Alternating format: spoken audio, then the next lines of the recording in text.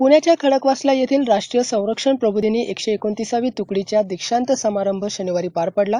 यावेळी नौदल, हवाई दल, पायदळाच्या कॅडेट्सने संचलन करून उपस्थितांची मनं जिंकली. राष्ट्रीय संरक्षण प्रबोधिनीच्या 129वी तुकडीच्या दीक्षांत समारंभाच्या वेळी शनिवारी विविध कार्यक्रम आयोजित करण्यात आले होते. नौदल प्रमुखांच्या उपस्थितीत राष्ट्रीय संरक्षण प्रबोधिनीचे नौदल, हवाई दल, पायदळ अशा खडतर प्रशिक्षण पूर्ण करणाऱ्या कॅडेट्सना मेडल देऊन गौरविण्यात आले. यावेळी नौदल, हवाई दल, पायदळाच्या कॅडेट्सने संचलन करून उपस्थितांची मनं जिंकली. एनडीएच्या 129व्या तुकडीत 322 भारतीय तर 11 परदेशीय विद्यार्थ्यांचा समावेश आहे. युद्धनौका, पाणबुड्या आणि नौदलासाठी आवश्यक तंत्रज्ञानासाठी भारतीय उद्योगांना प्रोत्साहन देण्यासाठी नौदल प्रयत्नशील आहे.